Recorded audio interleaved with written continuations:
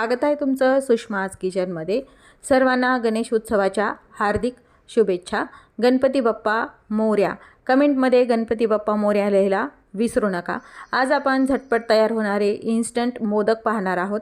अगदी कमी साहित्यात व कमी वेळात हे मोदक तयार होतात। गणपती बाप्पाच्या प्रसादासाठी खास आपण हे मोदक बनवणार आहोत।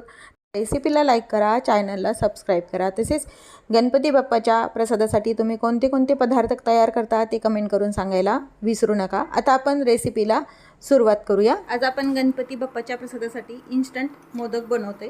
त्यासाठी मी कढई गरम करायला ठेवली। यामध्ये साजूक तूप टाकून घ्यायचे। साधारण अर्धा चमचा आपण यामध्ये साजूक तूप टाकून घेतले। छान मेल्ट झाले। यामध्ये आपण खसखस टाकून घ्यायची, एक छोटा टेबलस्पून। थोडीशी खसखस फुलेपर्यंत आपण परतून घ्यायची आहे। छान भाजून झाली। बारीक चिरून घेतलेले किंवा खिसलेले ड्रायफ्रुट्स, काजू, बदाम आणि पिस्त्याचे काप आहेत, हे पण थोडेसे मिनिटभर परतून घ्यायची। हीट एकदम कमी करून घ्यायची। मध्ये आपल्याला 1 वाटी सुकं खोबरं टाकून घ्यायचे। हे पण छान 2 ते 3 मिनिट छान भाजून घ्यायचे। सुकं खोबरं पण या तुपामध्ये। सुकं खोबरं छान मिनिटभर भाजून झालेलं आहे।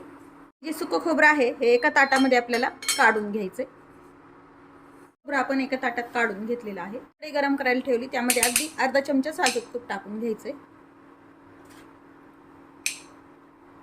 1 वाटी सुकं खोबरं आहे तर अर्धी वाटी आपण गूळ घेतलेला आहे। याऐवजी तुम्ही जाड साखर पण वापरू शकता किंवा मग पिठी साखर पण वापरू शकता।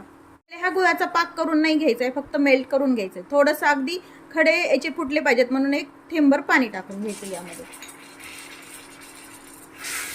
हीट एकदम कमी करून घ्यायची, नाही तर गुळ करपले जातो। आपले खडे व्यवस्थित मेल्ट झालेत। हा सुका खोबऱ्याचा खिस यामध्ये आपल्याला टाकून घ्यायचा आहे। गुळ आणि सुकं खोबरं छान मिक्स करून घ्यायचं। गॅस मात्र एकदम लो ठेवा, नाही तर करपल्या पण जातं हे।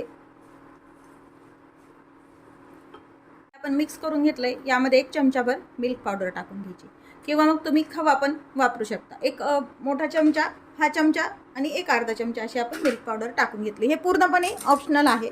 वेलची आणि जायफळ पावडर पण यावेळेसच टाकून घ्यायची आणि हे पुन्हा एकदा छान मिक्स करून घ्यायचे। आपण गॅस पूर्ण बंद करून घेणार आहोत आणि हे गरम याच्यातच आपण मिक्स करणार आहोत।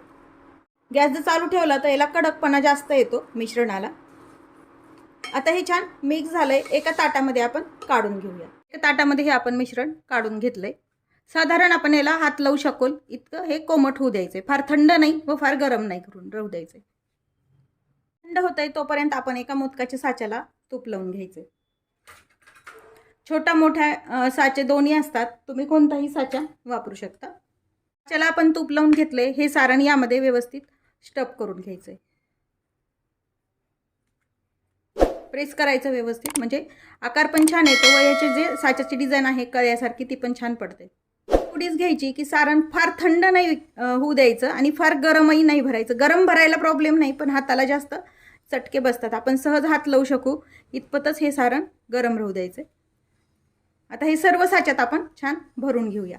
मिश्रणाचे आपण लाडू पण करू शकतो किंवा मग वडीसारखं हे थापून वड्या पण अगदी सहज पडतात। स्टफ करून घेतले। साचा ओपन करून पाहूया। छान मोदक तयार झालेले आहेत आपले। काढून घ्यायचे यामधले। असेच आपण सर्व मोदक तयार करून घेऊया। आपले सुक्या खोबऱ्याचे इन्स्टंट मोदक झटपट तयार होतात व जास्त दिवस पण टिकतात। तुम्ही आधी पण हे मोदक छान तयार करू शकता। तुम्ही गणपती बाप्पाच्या प्रसादासाठी कोणत्या कोणत्या प्रकारचे मोदक तयार करता ते कमेंट करून नक्की सांगा। रेसिपीला लाईक करा, चॅनलला सबस्क्राईब करा। तसेच बेल नोटिफिकेशन पण ऑलवर प्रेस करा, म्हणजे तुम्हाला माझ्या प्रत्येक नवीन रेसिपीचं नोटिफिकेशन सर्वात आधी येईल। त्याच नवीन रेसिपी सोबत पुन्हा भेटूया। तोपर्यंत बाय बाय। व्हिडिओ पाहिल्याबद्दल खूप खूप धन्यवाद।